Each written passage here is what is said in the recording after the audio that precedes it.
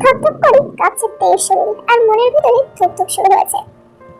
মাথা নিচু করে দাঁড়ালো তে। গম্ভীর কণ্ঠে বলল জাঙ্কুক, খেতে বস। তে ভয়ে ভয়ে নরম স্বরে তাকিয়ে বলল, আমার খিদে নেই। পরে এতটুকু বলতেই চোখ পড়ল জাঙ্কুক ভাইয়ের চোখের দিকে। চোখ রাঙিয়ে তাকিয়ে আছে তার দিকেই। তের হাত পা কাঁপতে শুরু করেছে। আর কিছু বলার সাহস করলো না, চুপচাপ চেয়ার টেনে বসে পড়ল। জাঙ্কুক এবার টেবিল করে নিজের চেয়ার টেনে বসলো। তের মাথা নিচু করে চুপচাপ বসে আছে। জাঙ্কুক একবার তের দিকে তাকাচ্ছে, আবার ঘাড় ঘুরিয়ে রান্নাঘর দেখছে। আয়ু এবং জিন টেবিলে খাবার রাখতে ব্যস্ত হলো। জাঙ্কুক একটা প্লেটে ভাত দিয়ে এগিয়ে দিল তের দিকে। ছোট করে বলল, নে খা। তে কোমল হাতে প্লেট ধরতে হাত বাড়ায়, কিন্তু হাত পায়ের সাথে শরীরও কাঁপাকাঁপি তীব্রতার। প্লেট পড়ে যেতে নেয়। জাঙ্কুক ছেড়ে দিতে নিয়েও তের অবস্থান দেখে আবার প্লেট ধরতে ব্যস্ত হলো জাঙ্কুক। রাগান্বিত কণ্ঠে বলল, তোর শরীরে এতটুকু শক্তি নেই, বোঝ এখন। হাত বাড়িয়ে তের সামনে প্লেট রেখে নিজের খাওয়াতে মনোযোগ দিল। জাঙ্কুক ভাইয়ের কথায় তে মাথা নিচু করে ছোট করে ভেঙচি কাটলো, আর বিড়বিড় করে বলল, আপনি সামনে আসলে তো আমার সব শক্তি বিলীন হয়ে যায়, আমি কি করবো? জাঙ্কুক দৃষ্টিতে তাকালো তের দিকে। কণ্ঠ দ্বিগুণ ভারী করে বলল, তুই কি ভাত খাবি নাকি থাপ্পড় খাবি সেটা বলতো। তো জাঙ্কুক ভাইয়ের কথায় আটকে ওঠে, আস্তে আস্তে খাওয়া শুরু করে। তেরে ধীরে গতিতে খাওয়া দেখে জাঙ্কুক বেশ কয়েকবার তীক্ষ্ণ দৃষ্টিতে তাকিয়েছে, কিন্তু কিছুই বলছে না। নিজের খাওয়া শেষ করে বেসিন থেকে হাত ধুয়ে এসে পুনরায় চেয়ারে বসলো। সে তখনও আস্তে আস্তে খাচ্ছিল, কিন্তু জাঙ্কুক ভাইয়ের আবার বসা থেকে মুখটা কেঁপে ওঠে। খাওয়ার গতিটা কিছুটা বাড়িয়েও দিয়েছে। জাঙ্কুক বিস্ময়কর চোখে তাকিয়ে আছে অষ্টদশীর দিকে। গলায় মুখটার মারাতেই জলজল করছে মুখটা। খুব মনোযোগ দিয়ে দেখছে তেল খাওয়া। এক প্রকার নাকে মুখে খাওয়া শেষ করছে, কিন্তু শেষ হওয়ার আগেই জাঙ্কুক ভাই আবার প্লেটে খাবার দিল কিছুটা। থাপ্পড়ের ভাই কিছু বলতেছে, কিছু বলতে পারছে না, বাধ্য মেয়ের মতো চুপ করে খাচ্ছে। এদিকে জাঙ্কুক তের দিকে তাকিয়ে মুচকি হাসছে। আয়ু যে রান্নাঘরে কাজ করছিল, কিন্তু জাঙ্কুকের এমন কর্মকাণ্ডে তারাও যেন খুশি হয়েছে। তাই বাড়ির কারোর কথাই শুনে না। বড় অপার সামনে একটা লক্ষ্মী মেয়ের মতো থাকে। তাছাড়া বাবা মা কাকা কাকিমা এবং কি নিজের ভাই এত বছর ধুমকেও একটু খাওয়াতো, কিন্তু সারাদিন মুখ মোটা করে রাখতো মেয়েটা।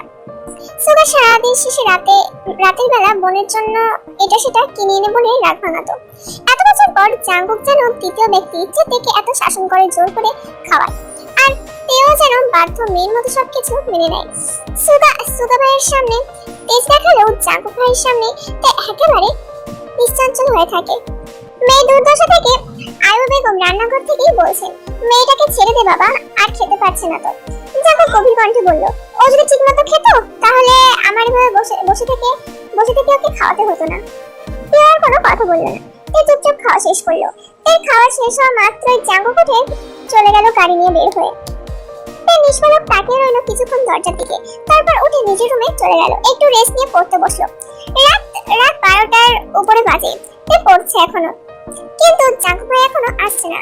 কিন্তু চিন্তা হচ্ছে তের। বারবার উঠে বারান্দায় যাচ্ছে তে। সুগা ইদানিং খাওয়া দাওয়া বাদ দিয়ে কাজ করছে। মনোনয়ন ফলাফল ঘোষণা করবে আগামীকাল। কারো চোখে ঘুম নেই। দল থেকে মনোনয়ন পেয়ে গেলে আলহামদুলিল্লাহ, তারপর প্রচারণা চালাতে হবে। তারা কোনোভাবে আজ রাতে সুগাকে ছাড়ছিল না। গোপন মিটিং চলছে এমপি বাড়িতে। রাজনৈতিক মিটিং মিছিল থেকে ভাইকে আনতে বাধ্য হয়ে জাঙ্কুককে যেতে হলো সুগাকে ফেরত আনতে। এমপির বাড়িতে হলরুম মিটিং চলছিল। জাঙ্কুক এমপির বাড়ির সামনে বাইক থামিয়ে হলরুমের দিকে যেতে নিলেই পথ আটকে দাঁড়ায় এমপির মেয়ে।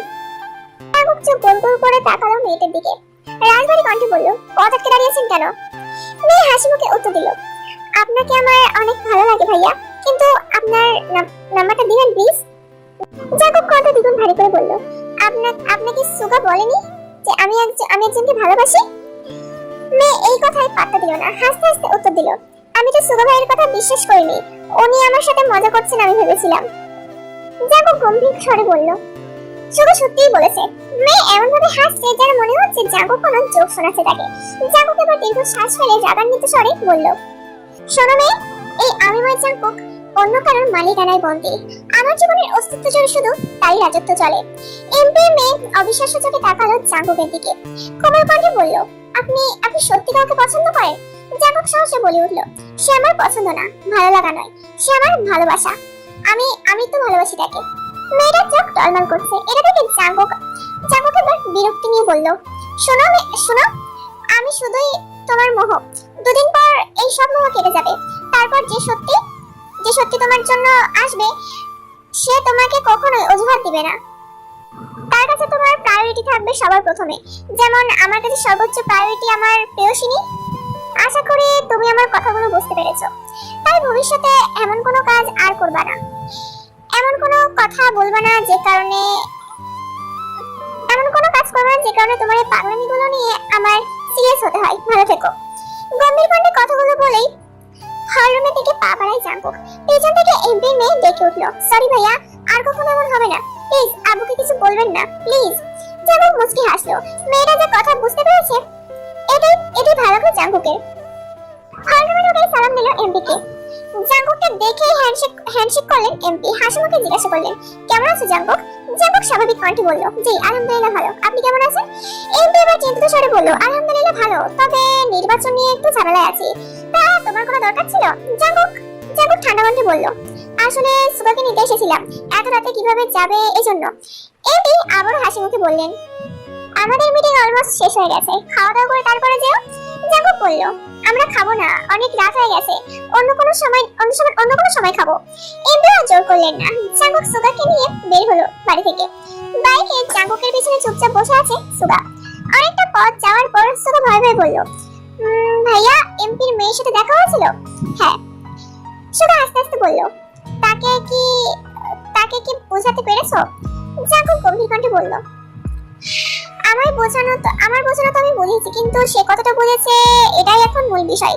সুগা এবার অভিযোগের সাথে বলল, আমি কি করবো বলো ভাইয়া, কোনো দরকারে এমপির সাথে দেখা করা, গুরুত্বপূর্ণ মিটিং সবকিছু এমপির বাড়িতে হয়। আবার দেখা যায় প্রতিদিন অন্ততপক্ষে 2-1 বার এমপির বাড়িতে আসতে হয় আমাকে। আর এই মেয়ে যেন বসে থাকে, কখন আমি আসবো দেখলে ছুটে আসে, তোমার কথা জিজ্ঞাসা করে শুধু। আমি কতবার বলেছি তুমি একজনকে পছন্দ করো, বিয়ে ঠিক। মেয়ে কোনো কথাই পাত্তা দেয় না। আমি এড়িয়ে গেলেও মেয়ে পথ আটকে দাঁড়ায়। এমপির চোখে এটা পড়লে তো আমাকে কালারিং বানাবে, ভাবে মেয়ের সাথে আমার কিছু চলে, তখন তো ঝামেলায় আমি ফাঁসবো। তাই তোমাকে বলছি। একদমই কথাগুলো বলে থামলো সুগা। জাঙ্কুক স্বাভাবিক কণ্ঠে বলল, সমস্যা নাই, মেয়ে আশা করে আর কিছু বলবে না তোকে, তুই তোর কাজে মনোযোগ দিস। এর মধ্যে বাসায় চলে আসছে দুইজন। প্রায় রাত 1:30টায় জাঙ্কুক ভাই বাড়িতে ঢুকলো বাইক নিয়ে, পেছনে সুগা ভাইয়া। জাঙ্কুক ভাইকে দেখে তেল চিন্তিত মলিন মুখটা তৎক্ষণাৎ জলজল করে উঠলো। সে 12টা থেকে অপেক্ষা করছে জাঙ্কুক ভাইয়ের জন্য। বারান্দায় দাঁড়িয়ে আকাশের তারাগুলো শেষ করে ফেলেছে মনে হয়, কিন্তু জাঙ্কুক ভাই আসছিলই না। সে দীর্ঘশ্বাস ফেলে প্রফুল্ল মেজাজে দেখতে লাগলো জাঙ্কুক ভাইকে। বাসায় ঢোকার আগ পর্যন্ত যতটা দেখা যাচ্ছিল, তারপর চুপচাপ শুয়ে ঘুমিয়ে পড়লো। সকালে জাঙ্কুক রুম থেকে বেরিয়ে করিডোর থেকে নিচের দিকে তাকিয়ে দেখলো, ডাইনিং টেবিল তাকিয়ে দেখলো তে নেই। এত রাত করে ঘুমানোর জন্য তাই সকালে ঘুম থেকে উঠতে পারেনি। জাঙ্কুক তের দরজায় টোকা দিল। 2বার শব্দ হতেই ঘুমের মধ্যে টলতে এসে দরজা খুলে দিল তে। হাত দিয়ে চোখ কচলাতে তাকালো। সহসা অক্ষিযুগল বিলোপ হলো তের। জাঙ্কুক বিবাহিত লোচনে তাকিয়ে আছে অষ্টাদশীর মুখের পানে। সদ্য ফুটে ওঠা পদ্ম ফুলের ন্যায় সুন্দর লাগছে তেকে। খুব করে চাইছে দৃষ্টিটা সরাতে, কিন্তু পারছে না। জাঙ্কুক ভাইকে দেখে তের বুকের ভেতর সে টিপ আওয়াজ স্পষ্ট বোঝা যাচ্ছে। তে মুখ ফসকে ডেকে উঠলো, জাঙ্কুক ভাই। তৎক্ষণাৎ ঘোর কাটলো জাঙ্কুকের, কিছুটা নড়েচড়ে উঠলো।